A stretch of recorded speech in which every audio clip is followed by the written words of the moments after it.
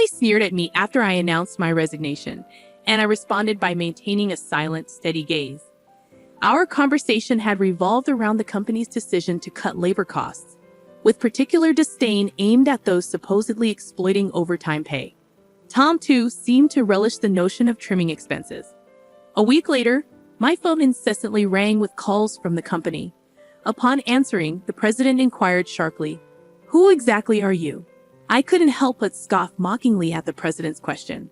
In response, I introduced myself as Lily Johnson, a 59-year-old employee with 37 years of dedicated service since my college graduation.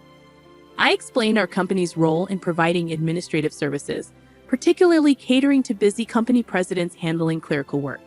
Specializing in tax-related matters, I proudly managed 45 clients, a responsibility that had grown overwhelming despite the assistance of a part-timer.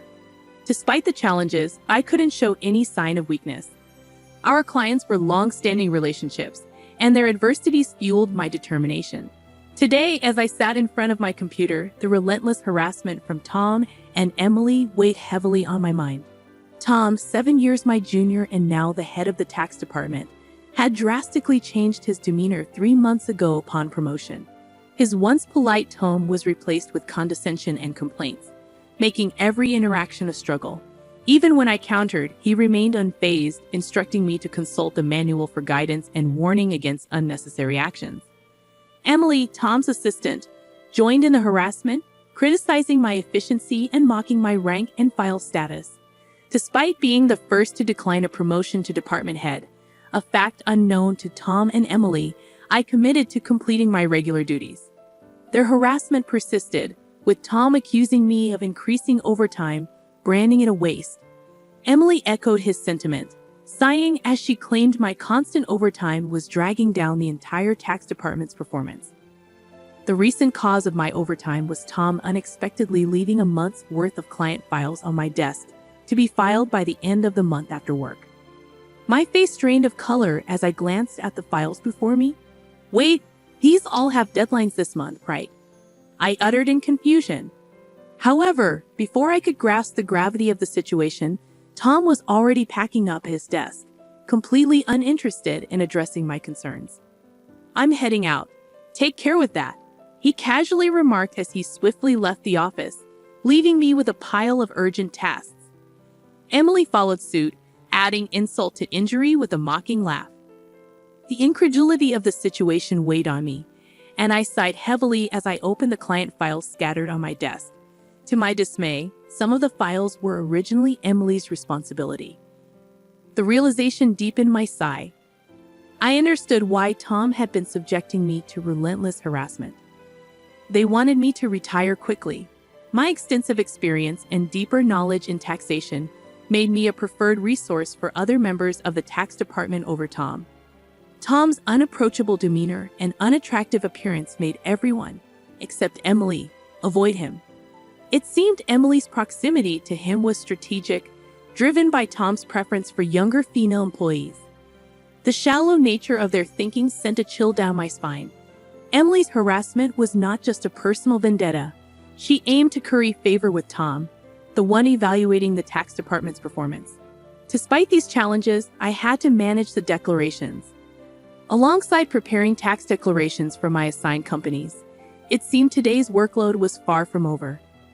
However, claiming overtime would only invite complaints from Tom and Emily, leaving me resigned to the prospect of unpaid extra hours. Then, unexpectedly, I received a summons to the president's office. Our company had recently undergone a change in leadership due to the former president's sudden illness. The new president, the former president's son, wasn't fully acquainted with our company. As I entered the office, I noticed Tom and Emily with unpleasant smirks on their faces. In a tense atmosphere, the president dropped a bombshell. "Lily, we'll need you to resign by the end of this month." My mind spun as I asked for clarification. Tom and Emily had apparently accused me of overbilling for overtime, citing that while others had around 15 hours, I had exceeded 80 hours. The president, oblivious to the true circumstances, seemed impressed with Tom and Emily's zero overtime. The reality of the situation hit me. the inflated overtime was a result of doing Tom and Emily's work. However, revealing Tom's instructions would risk portraying it as my own inability to manage time effectively. I presented the facts, asserting that I hadn't overbilled for overtime but struggled to finish my workload within regular hours. The president sighed deeply, expressing doubt but acknowledging the lack of evidence to pursue the matter further. Nevertheless, he insisted that they couldn't retain someone working at such a slow pace. Resigned to the situation, the president suggested my resignation, and it seemed his mind was made up. Told to leave the company I had devoted 37 years to, I felt a weariness settle in. Despite my dedication, the additional workload from Tom and Emily went unappreciated. I agreed to resign at the end of the month, acknowledging that I had already communicated my decision to the president. As I glanced at Tom and Emily, their vulgar smiles reflected satisfaction. Leaving the president's office, Emily taunted me with a sarcastic, "Thanks for quitting," her sneer cutting through. I responded with a silent stare, facing similar disdain from Tom, who shared his approval of cutting labor costs and labeled me as someone exploiting overtime pay. Observing their cheerful conversation, I pondered the handover process. Creating documents for all my clients, I ensured proper farewells and appointments with those I could meet personally. Unable to schedule a meeting with the president, I resorted to letters to inform them of my successor. A week post-resignation, enjoying a moment of relaxation at home, my mobile phone rang. Seeing the company's call, I hesitated, having already completed social insurance procedures. However, persistent calls from both the company and Tom and Emily's personal mobiles led me to answer reluctantly. As I picked up, the president urgently spoke, asking, "Who exactly are you?" I couldn't help but mockingly reply, "Just an unemployed lady who resigned from the company, nothing else." In response, the president urgently explained the chaos since my departure. 49 calls to stop transactions with the company. He pleaded for my immediate return, revealing a sense of panic in his tone. Reluctantly, I rose from my seat and made my way back to the company. Upon my arrival, I found Tom and Emily waiting, their faces notably pallid and dark circles underlining their weary eyes. Surprised by their drastic change in appearance, I inquired about what was happening. Tom glared at me and revealed, "Since you left, we've been bombarded with calls to stop transactions, not just from your clients but also from prospective companies we were planning to introduce." "What did you do?" Emily echoed the suspicion, expressing disillusionment at the thought of me resorting to underhanded tactics. Their haggard appearance suggested the toll handling cancellations. While I had not manipulated the clients, I had a hunch about the reason behind the transaction halts. Considering the inevitability of cancellations, I mumbled my thoughts aloud. Tom, however, accused me outright, insisting I had orchestrated something.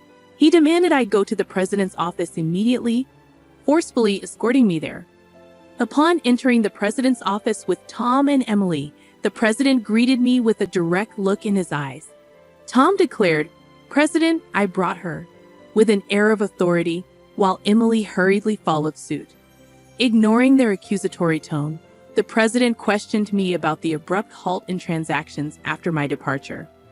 I took a deep breath and explained, "Our clients don't need us to manage their taxes. There are tax accountant firms that offer cheaper services.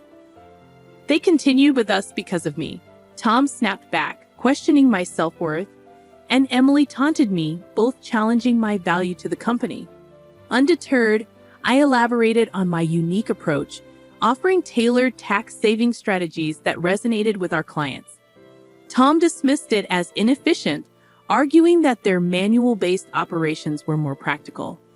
The president sighed deeply, recognizing the fundamental difference in our approaches.